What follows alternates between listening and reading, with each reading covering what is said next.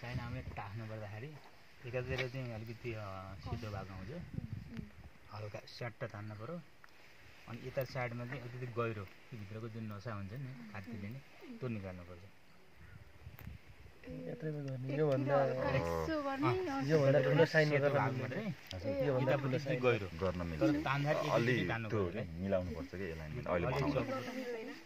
त्यो स्वाट पार्नु पर्यो किनभने तल माथि हुन्छ नि त उकालो सकेसम्म एकैचोटि क्लिन कट हुनु पर्यो किनकि त्यही त हो नि एरिया कन्ट्याक्ट बढाउने त हो नि एकातिर उठेको बसेको हुन्छ एकातिर उठेको हुन्छ किनै बराबर लेभल मिलेछ भनेर अनि तपाईँले पहिला गर्दाखेरि यसलाई काँडा काट्नु पर्यो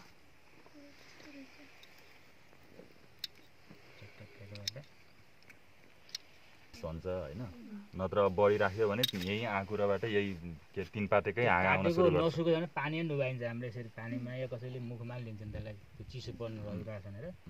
धेरै हुन्छ नि त चाइनाहरू त्यसलाई पानी डुबाइन्छ पानी डुबाएर एउटा हातमा यसरी लियो अनि यसलाई चाहिँ आधा आधा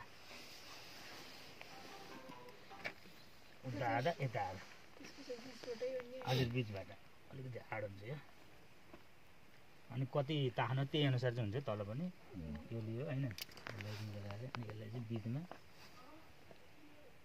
ठक्क राख्यो यो है त्यो जुन काटेको भाग डुब्नु पऱ्यो अनि त हामी चाहिँ यो टेप हुन्छ ग्राफ्टिङ टेप भन्छ यसलाई यसलाई चाहिँ भिगाउँदै भिगाउँदै टाइट गर्दै ल्याउनु पऱ्यो यस्तै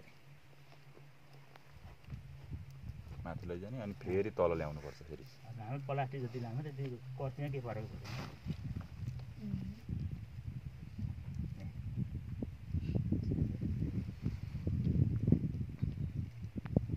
जति टाइट गर्छ त्यति मजा त राम्रो हुनुपर्छ अनि यसलाई तपाईँको पटारेर माथिसम्मै प्लास्टिक बान्नु चाहिँ पर्दैन हैन त्यो सक्सेस यो फेरि यहीँबाट यसलाई यो तन्किन्छ फेरि तन्किन्छ है यसरी बटार्दै बटारेर लाने यसको काम के हो भन्दाखेरि जस्तो ग्राफ्टिङ गरिसकेपछि हामीले गुमोज भित्र राखिन्छ हैन प्लास्टिक भित्र त्यहाँभित्र त एकदमै धेरै हिट हुन्छ कहिलेकाहीँ बढी हिट हुँदाखेरि त्यो माथिको उनै सुक्तिन्छ त्यही भएर साइनलाई बचाउनको लागि चाहिँ हजुर ट्याक्कै यसरी हातले अँठाइदिनु पर्यो किनभने उठो भने फेरि हावा पनि जान्छ नि त त्यसमा चप्पक्क बस्छ फेरि पाराफिल्म भोलि यो यस्तो गाह्रो हुँदैन हैन पाराफिल्म लगभग कति 8500 वर्ष एउटा रोललाई बढी पर्ला